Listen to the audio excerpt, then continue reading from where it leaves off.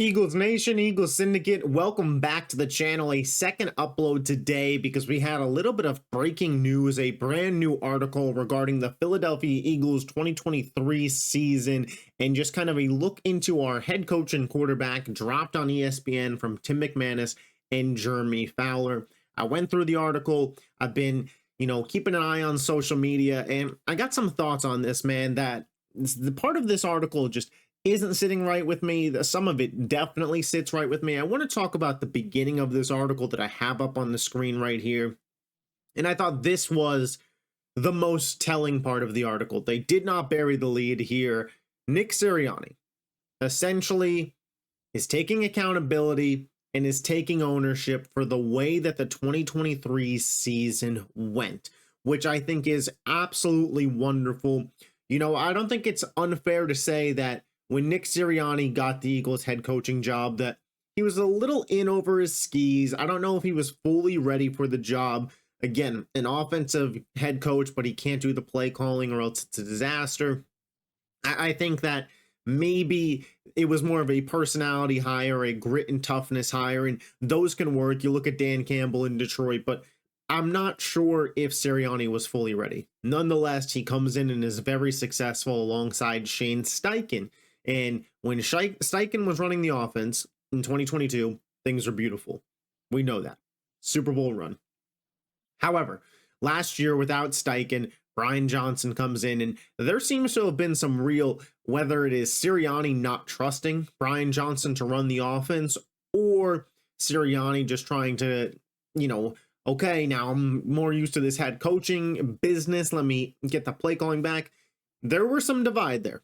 Very clear to us watching that, the play calling was inconsistent and didn't make sense. And by the end of the season, it was just consistent, but consistently bad. And that didn't sit right with Jalen Hurts, Brian Johnson, Nick Sirianni, the three main heads coming together for this offense. It was a disaster. And Nick Sirianni, to his credit, today to the media and apparently privately to the team, took full accountability.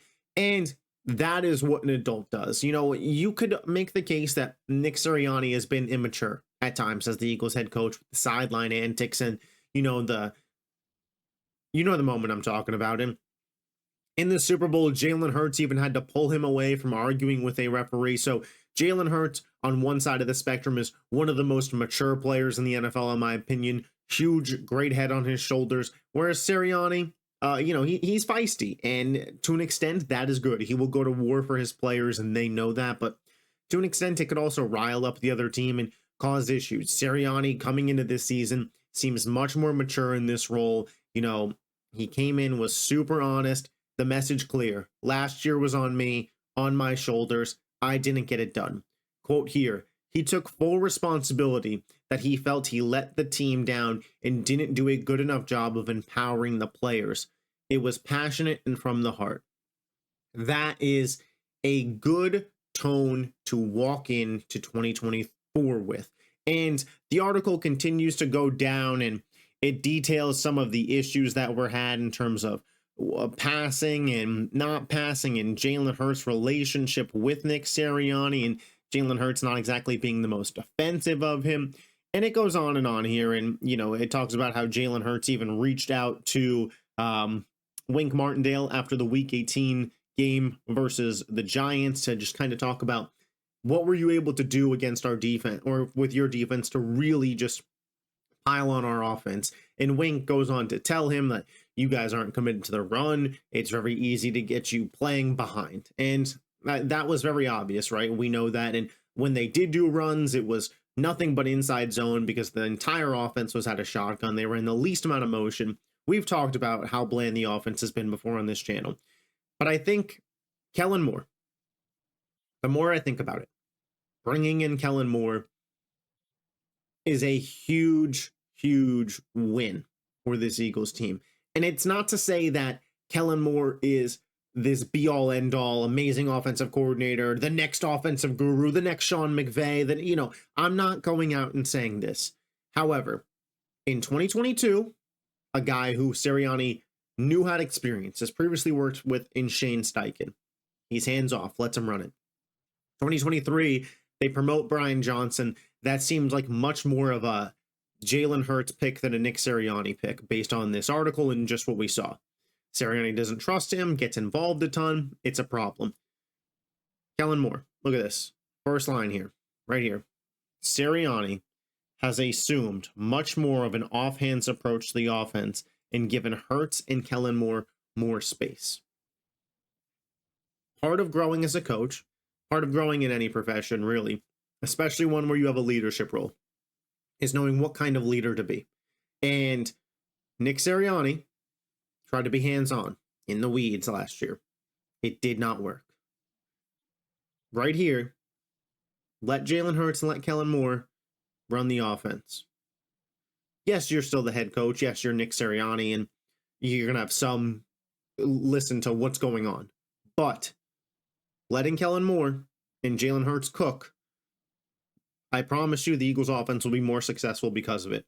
As well, we've talked about it. Kellen Moore runs, one of the, top 10 most motion heavy offenses in the NFL. So it'll already just be much more diverse. But these things that I'm seeing in this article, I don't know why media, and that's why I put stop this on the thumbnail, because somehow the media and the mainstream media and your Colin Cowards and ESPN and whatever is taking this and saying, see, Jalen Hurts and Nick Sirianni have problems. They're still going to have problems. That's why they're not going to be successful.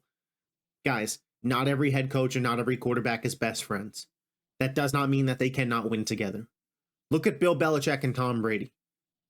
Do you think that those are best friends? Clearly, by the end, Tom couldn't wait to get out of there. But that's 15 to, 20 years. I don't know how long they were exactly together, but a long time that those two were together. And they won 6 Super Bowls together. You can have a professional relationship with your head coach, not be his best friend, but know your places and be successful.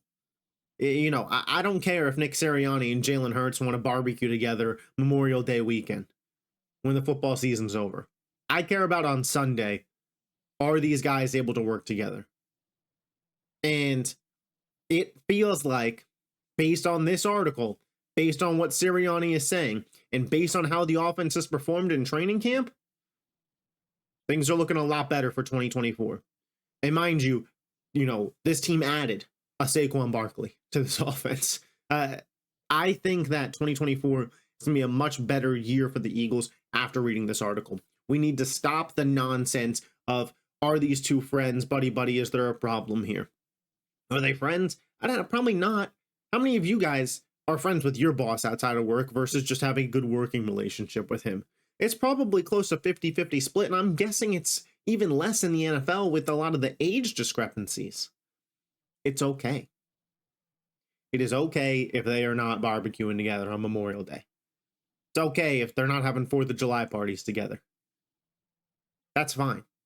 I am done with the narrative of they can't coexist. If they couldn't coexist, Nick Sirianni would have been let go this offseason. He was on the chopping block. You don't think Howie Roseman and Jeffrey Lurie asked Jalen Hurts, the quarterback who they just paid, can this work? Jalen Hurts said it can work. That's why he's still there. So quit overstating the problem here, or the lack thereof problem, and making up one to be. Mainstream media, you can't listen to them on this. They're just flat out reaching for clicks. Jalen Hurts, Nick Sirianni, I told you this would never work. Nick Sirianni on the sideline, blah, blah, blah. Again, I talked about it in the beginning. Is it my favorite thing? No. Is it Jalen Hurts' favorite thing? No. But is it not able to work? Guys, what are we doing? What are we doing there? This is fine. The article had some good information in it. I will link it in the description if anybody wants to give it a full read. It's a free ESPN article. You don't need ESPN Plus for it. But my thoughts on it are, I feel good about where we're going, but can we please just stop the nonsense talk of, oh my gosh, this relationship between Jalen Hurts and Nick Sirianni, it just inflexible, we can't do anything. I'm done with it. I'm done with it. I'll catch you guys later. Peace. Go Birds.